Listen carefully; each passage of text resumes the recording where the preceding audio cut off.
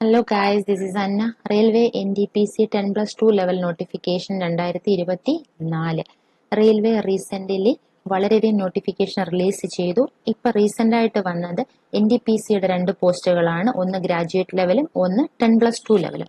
ഇത് 10+2ൻ്റെ ലെവലിൻ്റെ ഡീറ്റെയിൽസ് ആണ് ഞാനിവിടെ പറയുന്നത്. ഓക്കെ, ഇത് റെയിൽവേയുടെ മെയിൻ സൈറ്റാണ്, സോണൽ സൈറ്റ് അല്ല. RRB apply.gov.in എന്ന റെയിൽവേയുടെ മെയിൻ സൈറ്റാണ്. അവിടെ 21 സെപ്റ്റംബർ 2024 നോട്ടിഫിക്കേഷൻ റിലീസ് ചെയ്തിട്ടുണ്ട്. Popular categories NDPC under graduate post.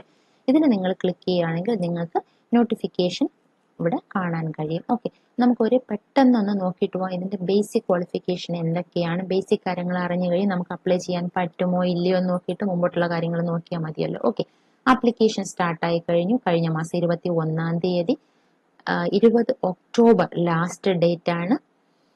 അതുപോലെ തന്നെ ഫീസ് 500 രൂപയാണ്. General, OBC, EWS കാൻഡിഡേറ്റ്സിന്, SC ST PHന് 250 രൂപയും ഫീമെയിലിന് 250 രൂപയുമാണ്. ഇത് റീഫണ്ടബിൾ ആണ്. സ്റ്റേജ് ഫസ്റ്റ്, ദാറ്റ് മീൻസ് ആദ്യത്തെ CBT എഴുതി കഴിഞ്ഞതിന് ശേഷം മാത്രമേ നിങ്ങൾക്ക് ഈ 400 രൂപ റീഫണ്ടായിട്ട് വരത്തുള്ളൂ. നിങ്ങൾ ഫസ്റ്റ് CBT എഴുതിയില്ല എന്നുണ്ടെങ്കിൽ നിങ്ങൾക്ക് ഈ റീഫണ്ട് കിട്ടുകയില്ല. ഓക്കെ, ലൈക്ക് ഐ സെഡ്, ഇത് ഒരു 10+2 ലെവൽ എക്സാമിനേഷൻ ആണ്. നിങ്ങൾ 12 പാസ്സായവരാണ് എങ്കിൽ നിങ്ങൾക്ക് ഈ എക്സാം എഴുതാൻ കഴിയും. ഏജ് 18-നും 33 വയസ്സിനും ഇടയ്ക്കായിരിക്കണം. ഇത് ജനറലിനാണ്. നിങ്ങൾ റിസർവേഷൻ കാറ്റഗറിയിലേസ് ഉള്ളവരാണെങ്കിൽ ലൈക്ക് SC ST PH അല്ലെങ്കിൽ എക്സ് സർവീസ്മാൻ ആണെങ്കിൽ നിങ്ങൾക്ക് ഏജ് റിലാക്സേഷൻ ഉണ്ട്. Up to 45 years age relaxation ഉണ്ട്. അതുകൊണ്ട് നോട്ടിഫിക്കേഷനിൽ നിങ്ങളുടെ കാറ്റഗറി ചെക്ക് ചെയ്യുക. അതിൻ്റെ അഗൻസ്റ്റ് ആയിട്ട് നിങ്ങൾക്ക് ഏജിൻ്റെ ഡീറ്റെയിൽസ് കാണും, എത്ര ഏജ് റിലാക്സേഷൻ ഉണ്ടെന്ന് അതുകൂടി ചെക്ക് ചെയ്യുക. അതുപോലെ തന്നെ ഫീസിനകത്തും ഡിഫറൻസ് ഉണ്ട്, റിലാക്സേഷൻ ഉണ്ട്. കാരണം SC ST PHന് 250 രൂപയാണ് fees. Like female SC ST PHനും ഫീമെയിലിന് 250 രൂപയാണ് ഫീസ് ഉള്ളത്. ഓക്കെ, ഇനി ടോട്ടൽ നമ്പർ ഓഫ് പോസ്റ്റ് 3445 ആണ്. ഇത് 10+2 ലെവൽ ആയതുകൊണ്ട് എല്ലാം ടൈപ്പിസ്റ്റിൻ്റെ അല്ലെങ്കിൽ ക്ലർക്കിൻ്റെ വേക്കൻസീസ് ആണ്. 4 കാറ്റഗറീസിലേക്കാണ് നോട്ടിഫിക്കേഷൻ റിലീസ് ആയിട്ടുള്ളത്. First is commercial cum ticket clerk. 2022 total പോസ്റ്റുകളാണുള്ളത്. Train clerk 72 post, accounts clerk cum typist 361 post, junior clerk cum typist 990 post. 4 പോസ്റ്റുകളിലേക്കാണ് ആപ്ലിക്കേഷൻ വിളിച്ചിട്ടുള്ളത്. എല്ലാത്തിൻ്റെ മിനിമം എഡ്യൂക്കേഷണൽ ക്വാളിഫിക്കേഷൻ എന്ന് പറയുന്നത് 12th പാസ്ഡ് ആയിരിക്കണം വിത്ത് 50% മാർക്ക്. നിങ്ങൾ SC ST PH കാൻഡിഡേറ്റ്സ് ആണെങ്കിൽ just പാസ്സായാൽ മാത്രം മതി. അതുപോലെ തന്നെ നിങ്ങൾ അക്കൗണ്ട്സ് കം ക്ലർക്ക് ടൈപ്പിസ്റ്റിൻ്റെ, അക്കൗണ്ട്സ് ക്ലർക്ക് കം ടൈപ്പിസ്റ്റിന് അല്ലെങ്കിൽ ജൂനിയർ ക്ലർക്ക് കം ടൈപ്പിസ്റ്റിനാണ് അപ്ലൈ ചെയ്യുന്നതുണ്ടെങ്കിൽ നിങ്ങൾക്ക് ടൈപ്പിംഗ് അറിഞ്ഞിരിക്കണം. ഹിന്ദി ടൈപ്പിങ്ങോ ഇംഗ്ലീഷ് ടൈപ്പിങ്ങോ നിങ്ങൾ അറിഞ്ഞിരിക്കണം. എന്നാൽ മാത്രമേ ഈ 2 പോസ്റ്റിലേക്കും അപ്ലൈ ചെയ്യാവൂ. ഓക്കെ, ഇനി സോൺ ഡീറ്റെയിൽസ് കൂടെ നമുക്കൊന്ന് ചെക്ക് ചെയ്യാം. ഇതിന് നോട്ടിഫിക്കേഷൻ വേണമെങ്കിൽ ഞാൻ പറഞ്ഞതുപോലെ തന്നെ റെയിൽവേയുടെ മെയിൻ സൈറ്റിൽ പോകണം കേട്ടോ. RRB apply.gov.in എന്ന സൈറ്റിൽ പോകണം. 21 സെപ്റ്റംബറിന് റിലീസായി ഈ നോട്ടിഫിക്കേഷൻ ലിങ്കിൽ നിങ്ങൾ ക്ലിക്ക് ചെയ്യുമ്പോൾ നിങ്ങൾക്ക് ഈ നോട്ടീസ് കിട്ടും. ഓക്കെ, ഇതിൻ്റെ ഫ്രണ്ട് പേജിൽ തന്നെ ടേബിൾ ഓഫ് കണ്ടൻസ് തന്നിട്ടുണ്ട്. ഇതൊന്ന് നോക്കിയിട്ട് നിങ്ങൾ ആപ്ലിക്കേഷനിലോട്ട് പോകാവൂ. കാരണം ഇതൊരു 79 പേജിൻ്റെ ലോങ് നോട്ടിഫിക്കേഷൻ ആണ്. നമ്മളെല്ലാം മറിച്ച് പോകാൻ ബുദ്ധിമുട്ടായതുകൊണ്ട് തന്നെ ഇതിൻ്റെ ടേബിൾ ഓഫ് കണ്ടൻസിൽ നമുക്ക് ആവശ്യമുള്ള കാര്യങ്ങൾ നോക്കാൻ കഴിയും. വേക്കൻസിൻ്റെ ഡീറ്റെയിൽസ് ആദ്യമേ നിങ്ങൾ ജനറൽ ഇൻസ്ട്രക്ഷൻസ് പേജ് നമ്പർ 5 അതൊന്ന് പഠിച്ചു നോക്കിയതിന് ശേഷം മാത്രമേ താഴോട്ട് സ്ക്രോൾ ചെയ്ത് പോകാവൂ. ഹൗ ടു അപ്ലൈ, എങ്ങനെ അപ്ലൈ ചെയ്യണം എന്നുള്ളത് 24ാമത്തെ പേജിൽ കൊടുത്തിട്ടുണ്ട്. ഓക്കെ, മെയിൻ ഡീറ്റെയിൽസ് എല്ലാം ഞാൻ പറഞ്ഞു. ആപ്ലിക്കേഷൻ സ്റ്റാർട്ടായി കഴിഞ്ഞു, ലാസ്റ്റ് ഡേറ്റ് പറഞ്ഞു. പിന്നെ എന്തെങ്കിലും തെറ്റുകൾ വരികയാണെങ്കിൽ നിങ്ങൾ അപ്ലൈ ചെയ്തതിനകത്ത് എന്തെങ്കിലും നിങ്ങൾക്ക് മോഡിഫിക്കേഷൻ ചെയ്യണമെന്ന് പിന്നീട് തോന്നുകയാണെങ്കിൽ 23 ഒക്ടോബർ തൊട്ട് 1 നവംബർ വരെ അതിനുള്ള സമയമുണ്ട്. പക്ഷേ അതിനൊരു ചെറിയ പേയ്മെന്റ് നിങ്ങൾ ചെയ്യേണ്ടി വരും. എനിക്കൊന്ന് 250 രൂപയാണെന്ന്. അതുകൊണ്ട് നിങ്ങൾ അതിന് വെയിറ്റ് ചെയ്യാതെ ആപ്ലിക്കേഷൻ കറക്റ്റായിട്ട് 21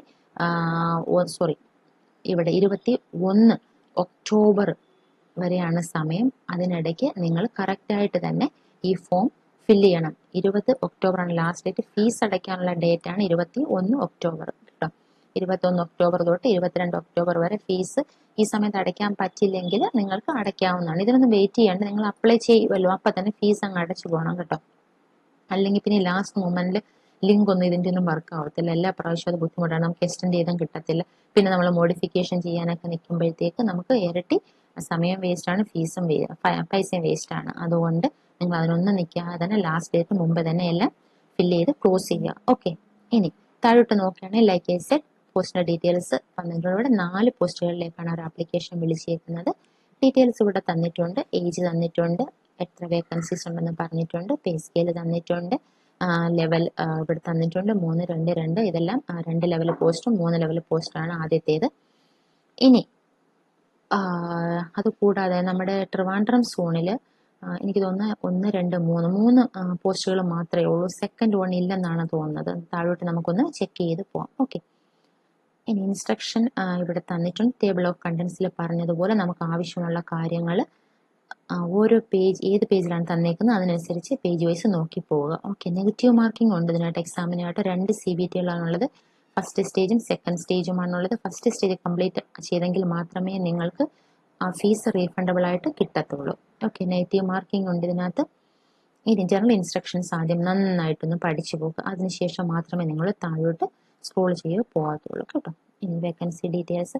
ഇനി ഇതെല്ലാം റിസർവേഡ് കാറ്റഗറീസിനുള്ള ഇൻസ്ട്രക്ഷൻസ് ആണ്. നിങ്ങൾ ഏതെങ്കിലും കാറ്റഗറിയിൽ പെട്ടവരാണെങ്കിൽ നിങ്ങൾക്ക് അവനവൻ്റെ റിസർവേഷൻ ഡീറ്റെയിൽസ് ഇവിടെ ചെക്ക് ചെയ്യുന്നതാണ്. ഓക്കെ, ഏജ് റിലാക്സേഷൻ്റെ ഇവിടെ തന്നിട്ടുണ്ട്. ഏത് ഡേറ്റ് വരെയാണ് എന്നുള്ളതും തന്നിട്ടുണ്ട് കേട്ടോ. ഏത് ഡേറ്റ് തൊട്ട് ഏത് ഡേറ്റ് വരെ ഉള്ളവരായിരിക്കണം. ആ മിഡിലുള്ളവർക്ക് മാത്രമേ അപ്ലൈ ചെയ്യാൻ പറ്റത്തുള്ളൂ. അതുകൊണ്ട് ഏജ് ലിമിറ്റിൻ്റെ ഡീറ്റെയിൽസും റിസർവേഷൻ ഡീറ്റെയിൽസും ആണ് ഇവിടെ തന്നിട്ടുണ്ട്. അത് എല്ലാം നിങ്ങളൊന്ന് പഠിച്ചു പോകണം കേട്ടോ. താഴോട്ട് സ്കോർ ചെയ്ത് പോകണം. നമുക്ക് പെട്ടെന്ന് ഒന്ന് നോക്കിയപ്പം മെയിനായിട്ടുള്ള കാര്യങ്ങൾ പറഞ്ഞു പോകാം. ഇവിടെ കുറച്ചുകൂടെ താഴോട്ട് പോയി നോക്കാം. ഇതൊക്കെയെന്ന് പറഞ്ഞാൽ റിസർവ്ഡ് കാറ്റഗറീസ് ഉള്ളവർക്കാണ്. ഇനി എക്സാമിൻ്റെ വന്നിട്ടുണ്ട് ഇവിടെ കേട്ടോ. ഇത് ഏത് CBT ആണ്? CBT സെക്കൻഡ് സ്റ്റേജ് ആണ്. ഫസ്റ്റ് സ്റ്റേജിൻ്റെ ആദ്യം നോക്കാം, നിങ്ങൾ മിസ് ചെയ്തു. Okay, first stage computer based test CBT ആണിത്. ഡ്യൂറേഷൻ എന്ന് പറയുന്നത് 90 മിനിറ്റ്, GK 40 മാർക്കിൻ്റെ, മാത്സ് 30 മാർക്കിൻ്റെ, റീസണിങ് 30 മാർക്കിൻ്റെ. അങ്ങനെ ടോട്ടൽ നമ്പർ ഓഫ് ക്വസ്റ്റ്യൻസ് എന്ന് പറഞ്ഞാൽ 100 ആണ്. നെഗറ്റീവ് മാർക്കിങ്ങും ഉണ്ട് ഇവിടെ തന്നിട്ടുണ്ട്. There will be negative marking. Okay, അതുകൂടെ ശ്രദ്ധിച്ചോണം. ഇനി ഇത് പാസ്സാകുകയാണെങ്കിൽ, ഫസ്റ്റ് സ്റ്റേജ് ഓഫ് CBT പാസ്സാകുകയാണെങ്കിൽ മാത്രമേ നിങ്ങളെ സെക്കൻഡ് സ്റ്റേജിലായിട്ട് അവർ വിളിക്കുകയുള്ളൂ. സെക്കൻഡ് സ്റ്റേജ് ഓഫ് CBT എന്ന് പറയുന്നത് 90 മിനിറ്റ് ആണ്. 50 മാർക്കിൻ്റെ GK, മാത്സ് 35 മാർക്കിൻ്റെ, റീസണിങ് 35 മാർക്കിന്. അങ്ങനെ 120 മാർക്കാണ്. ഫസ്റ്റ് CBT 100 മാർക്കിൻ്റെ, സെക്കൻഡ് CBT 120 മാർക്കിൻ്റെ. പിന്നെ 2 പോസ്റ്റുകളിലേക്ക് ടൈപ്പിംഗ് ടെസ്റ്റ് ഉണ്ടായിരിക്കുന്നതാണ്. ഓക്കെ, അത് ഈ 2 CBTയും കഴിഞ്ഞതിന് ശേഷം പാസ്സായെങ്കിൽ മാത്രമേ ടൈപ്പിംഗ് ടെസ്റ്റിന് വിളിക്കത്തുള്ളൂ. ഏതൊക്കെ പോസ്റ്റിലേക്കാണ് ടൈപ്പിംഗ് ടെസ്റ്റ് ഉള്ളത്? അക്കൗണ്ട്സ് ക്ലർക്കിനും ജൂനിയർ ക്ലർക്ക് ടൈപ്പിസ്റ്റിനും. ഈ 2നും ടൈപ്പിംഗ് സ്കിൽ ടെസ്റ്റ് ഉണ്ട്. ആദ്യത്തെ CBTയും രണ്ടാമത്തെ CBTയും ഈ 4 പോസ്റ്റുകളിലും സെയിം ആയിരിക്കും കേട്ടോ. ഡിഫറെൻറ്റ് പേപ്പേഴ്സ് ഒന്നുമല്ല. ഈ 4 പേർക്കും ഒരേ പേപ്പറുകൾ തന്നെ ആയിരിക്കും.